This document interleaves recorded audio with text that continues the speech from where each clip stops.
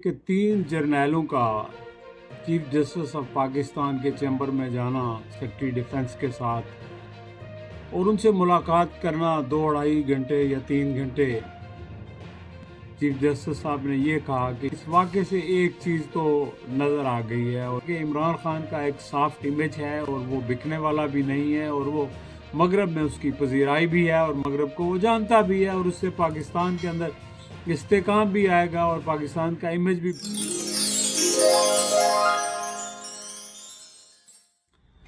सब देखने और सुनने वालों को जावेद राठौर का सलाम।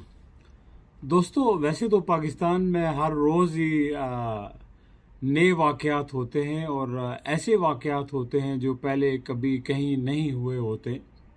हर रोज़ ही ऐसा होता है, लेकिन जो कल एक वाक़या रोनुमा हुआ है, मैं समझता हूँ वो बड़ा गैर मामूली है। ये कि 3 जर्नैलों का चीफ जस्टिस ऑफ पाकिस्तान के चैम्बर में जाना सेक्रेटरी डिफेंस के साथ और उनसे मुलाकात करना 2-2.5 घंटे या 3 घंटे, ये बहुत गैर मामूली वाक़या है। और मेरा इस बारे में जो एनालिसिस है वो मैं आपके सामने रखना चाहता हूँ।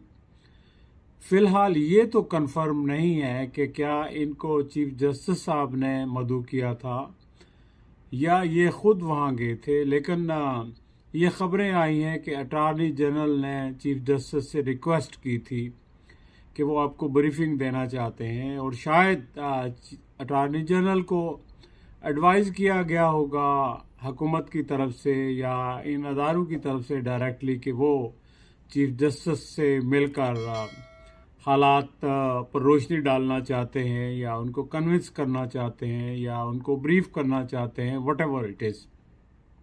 लेकिन ये गैर मामूली वाक़या हुआ और ये भी ख़बरें आई हैं कि चीफ जस्टिस साहब ने ये कहा कि ये ब्रीफिंग अगर आपने देना थी तो डिसीजन से पहले देते, अब डिसीजन को जो है वो वापस नहीं लिया जा सकता।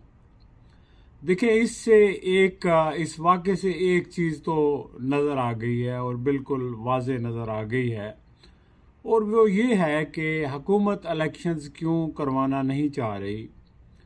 ज़ाहिर है कि इससे ये लगता है कि हुकूमत की बैक पर इस्टेब्लिशमेंट पूरी तरह खड़ी है और शायद हुकूमत से ज़्यादा इस्टेब्लिशमेंट की भी यही ख्वाहिश है कि इलेक्शंस ना हों। और इलेक्शन हुकूमत क्यों नहीं करना चाह रही और इस्टेब्लिशमेंट क्यों नहीं चाह रही, इसका जो मकसद है वो एक ही है। मैं जब गया था लास्ट ईयर पाकिस्तान में और मैं वहाँ कुछ मुस्लिम लीग के बहुत सीनियर लोगों से मिला, कुछ लोग जिनमें से पढ़े लिखे और अच्छी गुफ्तगू करने वाले लोग थे और कुछ ऐसे भी थे जो बिल्कुल टिपिकल किस्म का जिनका अंदाज़े गुफ्तगू होता था। तो जो पढ़े लिखे लोग थे, जब उनसे मैंने बात की कि इलेक्शंस होने चाहिए ताकि ये मुल्क के अंदर जो गैर यकीनी की सूरत हाल है ये ख़त्म हो, तो उन्होंने कहा कि इमरान खान मुल्क के लिए बहुत ख़तरनाक था और इलेक्शंस होंगे, ज़रूर होंगे, लेकिन इमरान खान की पॉपुलैरिटी ज़रा कम हो जाएगी, ये झाग बैठ जाएगी तो फिर इलेक्शंस होंगे। तो दूसरे जो साहब थे, तो जो कोई ज़्यादा पढ़े लिखे नहीं थे और जिनका अंदाज़े गुफ्तगू ख्वाजा आसफ जैसा था, तो वो कहते हैं जी कि पहले इमरान खान दा मक्कू ठप्या जाएगा तो फिर इलेक्शन होंगे। तो लगता ये है कि हुकूमत ने तो पूरी कोशिश की कि इमरान खान का मक्कू यानी ठप्पा जाए, उसको रास्ते से हटा दिया जाए या उसकी पॉपुलैरिटी ख़त्म की जाए, लेकिन ये उनकी सारी कोशिशें नाकाम हो चुकी हैं। और उसके बाद जब आइन को भी उन्होंने सबवर्ट कर दिया, आइन की खिलाफ वर्जी कर दी कि 90 दिन में इलेक्शन नहीं करवाए, जिस पर सुप्रीम कोर्ट ने एक्शन लिया और इलेक्शन करवाने की हदायत जारी की। और अब उनको लगता है कि अगर ज़ाहिर है कि या तो वो सुप्रीम कोर्ट के सामने खड़े होंगे तो फिर अवाम सुप्रीम कोर्ट के साथ होंगे, वकला सुप्रीम कोर्ट के साथ होंगे, तो मुल्क के अंदर एक खाना जंगी की सूरत हाल पैदा हो सकती है। तो लिहाजा चीफ जस्टिस ऑफ पाकिस्तान से मिलकर उन्होंने उनको शायद कन्विंस करने की कोशिश की या दबाव डालने की कोशिश की या उनको ब्रीफिंग देने की कोशिश की। जो भी किया उन्होंने बज़ाहिर उससे नज़र यही आता है कि इस्टेब्लिशमेंट भी इलेक्शन नहीं चाहती। और ये इलेक्शन ना चाहने की वजह क्या है? उसकी वजह सिर्फ़ और सिर्फ यही है कि इमरान ख़ान को रास्ते से हटाना है, और ख़दशा ये है कि इमरान ख़ान इलेक्शन जीत ना जाए। और दूसरी ये बात कि अगर आप चाहते हैं कि जी आपकी असम्बलियाँ वक्त पूरा करें, मरकज़ी असम्बली और सिंध की असम्बली, तो उसको भी आप थोड़ा सा पहले डिज़ाल्व करके, अगर आप एक वक्त में इलेक्शन करवाना चाहते हैं तो आप एक वक्त में भी इलेक्शन करवा सकते हैं। वैसे आइन के एतबार से तो एक वक्त में इलेक्शन होना ज़रूरी नहीं है, लेकिन अगर आपकी सियासी ज़रूरत है तो आप ऐसा कर सकते हैं। लेकिन आप भी ज़िद पर डट गए और दूसरी तरफ खान साहब भी कि इलेक्शन अभी ही कराएं। तो खान साहब का जो मुतालबा है वो तो आइनी एतबार से दुरुस्त है, और आपका इलेक्शन से भागने का मुतालबा जो है वो आइनी एतबार से, अखलाकी एतबार से, जमहूरी एतबार से गलत है। अब ये सारा हो क्यों रहा है? मैं ये समझता हूँ, मेरा एक नुक्ता नज़र ये है कि सब के पीछे जो है एक गैर मुल्की साजिश है, और उस साजिश का शिकार जो है पाकिस्तान के, मेरा ख्याल है, अदारे भी हो चुके हैं। पाकिस्तान की जो हुकूमत है इस वक्त और पीडीएम के रहनुमा हैं वो भी उसका शिकार हो चुके हैं। और आपने ये सुना होगा, जरदारी साहब ने कहा कि इलेक्शन को हमें वक्त दिया जाए मुज़ाकरात का। ख्वाजा आसिफ ने भी कहा वक्त दिया जाए। तो भाई ये मुज़ाकरात तो आप बहुत पहले कर लेते ना, लेकिन मेरा नहीं ये ख्याल कि ये मुज़ाकरात में सीरियस हैं और करना चाहते हैं।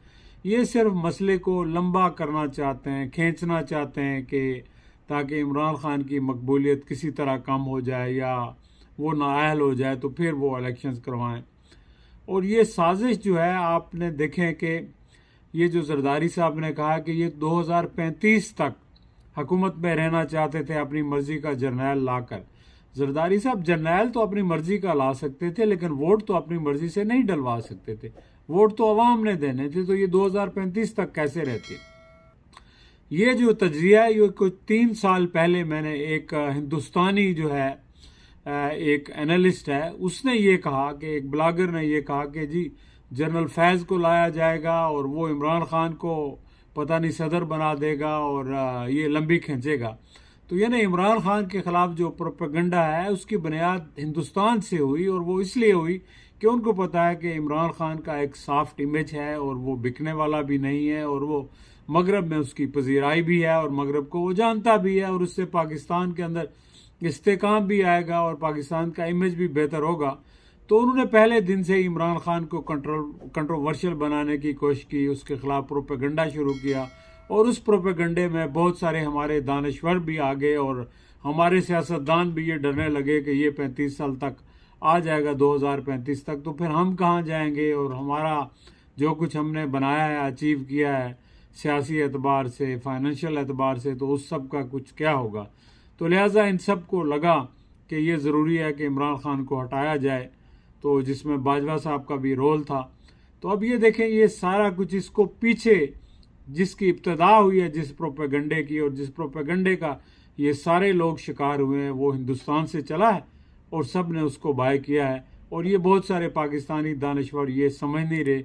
वो इमरान ख़ान को कोई कह रहा है कि ये जी फाशिस्ट है, कोई कह रहा है इसको फ़ौज लाई थी, कोई कह रहा है यहूदियों का बंदा है, कोई कह रहा है कुछ का। लेकिन मेरा ख्याल है कि इमरान ख़ान सिर्फ पाकिस्तान का और पाकिस्तानी अवाम का बंदा है, और अपना बंदा है, वो किसी और का बंदा नहीं है। चलें दोस्तों, अपना ख्याल रखिएगा, फिर इंशाअल्लाह आपसे गुफ्तगू होगी।